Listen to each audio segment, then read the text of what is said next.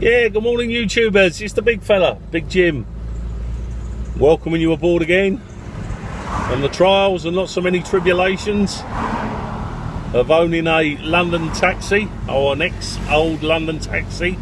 Be it white, be it green, be it yellow, be it wrapped, be it black, be it whatever colour you want. If you've got an old taxi that used to punt around London, that's probably got 6 figures on the clock, then you come to the right place. Welcome aboard. This is my old TX2 London Taxi International blog.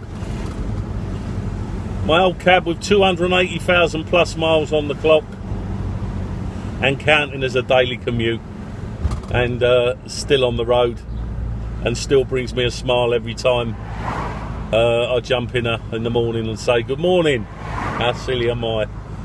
Right, you might have noticed, guys, we're getting actually more and more subscribers coming on board, so I'd like to thank you all for that. And I am, as you probably know, answering all your personal comments. You might look and say, wow, Jim, you're on holiday, you got a tie on, what are you doing? Well, I succumbed. I needed to go into work today. Well, I didn't need to, but we've got some issues there that need addressing, and the guy that basically is sitting where I normally sit, sort of covering the work, has managed to break his foot by falling off his work surface while painting his kitchen, believe it or not. So there's something about, you know, I've just got to go in for a few hours to deal with something. Now, we talked about the old trials and tribulations. I'm not sure if you can hear this. I will shut up in a minute. Listen to that chirping.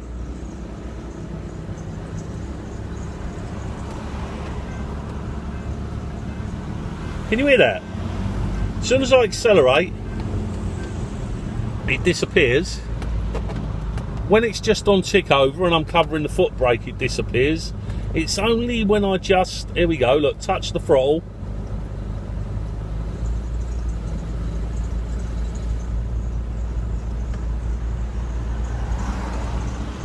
Sounds like I've got a bird's nest with a load of young babies underneath. It started over the last 2 or 3 days. I've checked the belt tensioner, because remember, we put a new belt tensioner on, bottom pulley. And remember, the bearings collapsed, so we changed them. Put a new belt on as well.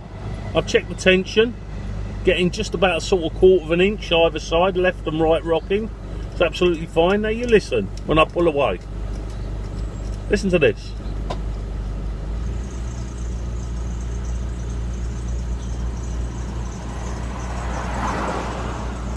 As soon as I touch the throttle, give it a bit more gas, it goes. How weird is that? Trouble is, it's an hard one to trace in a sense, because it only does it when you're moving very, very slowly under throttle.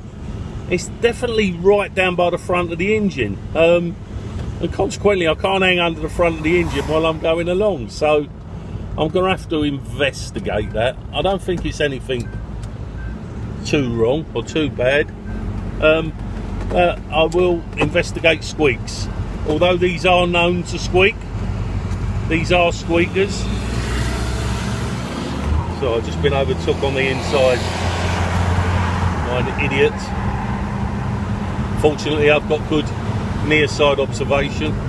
Yeah, it's a weird, see, it's gone now. It's nothing there at all. She's undergun, but it's just that. So if any of you have had the sound like chirping birds underneath the front of your cab, giving a slight squeak, I think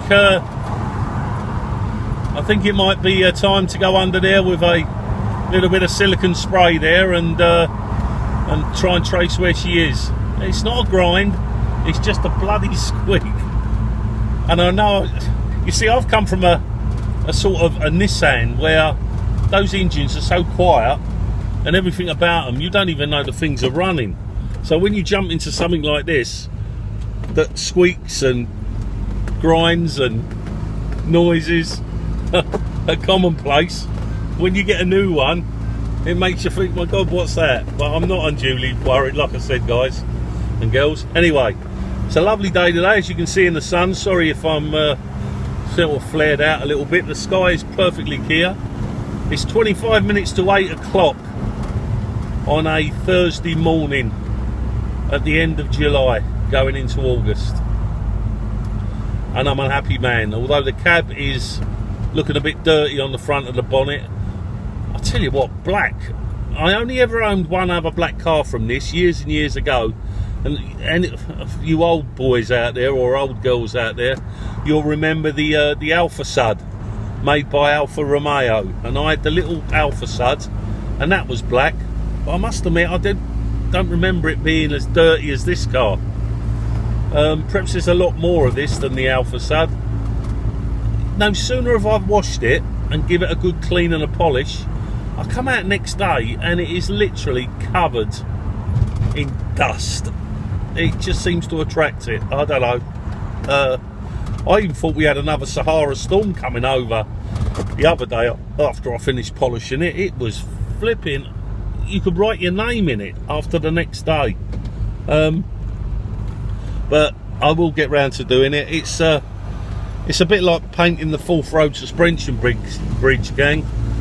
I suppose the same with maintenance as well, that when you sort one thing out, you've got another thing coming, and that's exactly the same as giving your cab a bit of a sprucey clean. That's a sprucey clean, not a brucey clean. But I don't mind doing that. That's therapy for me. Spending a couple of hours out, just me in the cab doing a bit of polishing. I'm an happy man. So basically that's it. Apart from my squeak, which I'm sure one of you is going to come back. I know someone did come back and said, is it water spraying down on from either a hose or a leak from your water pump? I've got no water leakage whatsoever, because if you remember, there was another job that was done. Had to change the radiator because it was leaking from the top, and I've checked the levels on the expansion tank and I'm losing absolutely not a drop of water. So no guys, it's not that. It's not a play in the pulley either, because there isn't no play. It's just one of them squeaks. It's not here now because it's under gun. It's really weird. It's really weird, but I will no doubt trace it. One of the things you'll probably find if you get one, or if you are driving it, is just put the old overdrive in, because we're on a 60 mile an hour stretch down here. That's it, inchy clicks. I'm just coming up to 50 mile an hour now, 48, 50 mile an hour. Now if I was in my Nissan now, I'll be gunning it now, looking for 60, which I can legally do up this stretch of road. But I've just hit 50 now. And in the old taxi, it feels like you're doing 90. It's not struggling, but I don't know, it just feels like you're going faster than you really are. And I must admit, I've had to keep looking down on the clock and checking it out, and I've even put that against the GPS, standalone GPS that I've got, and it is spot on. No 10% either way on the speedo. When it says 50 on here, I'm actually doing, via the GPS satellites, 50 mile an hour. So it just feels like you're going bloody faster, that's all. So if you were ever doing 90, 95 on here, as one of the guys said, Joe, have you ever thought about having it mapped?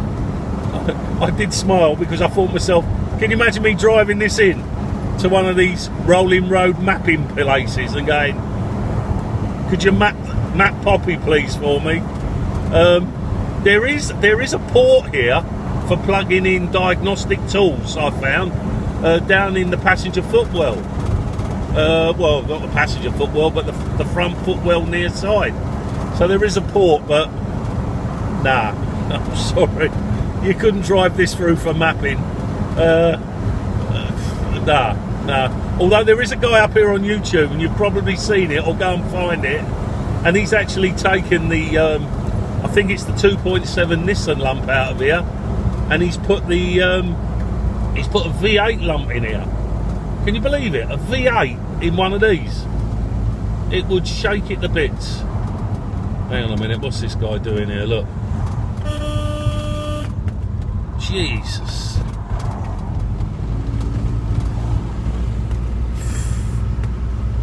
Honestly, I'm coming up this road and there's a guy in a lorry who's took a wrong turn with horses in, who's actually backing back out on the road. I mean, honestly, I'm in another world. Anyway, I digress, gang. Well, look, I've said it was going to be a short one, or I might not have done, because I'm just coming up to my work QTH now, just crossing across the 27, and I'm going to go into work now, and I'm not planning on being in work any more than 2 or 3 hours. So whatever your day is going to come in with your day, whatever the day coming with your day, whatever you're doing today, gang, I hope it's a good one.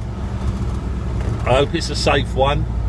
I sincerely hope it's a prosperous one. And whatever happens, I will catch you out on the other side. Apart from that, I'm going in. The first thing I'm going to do is break open the teapot and have a nice cup of tea, because I think I deserve it, coming into this place on my bloody holidays.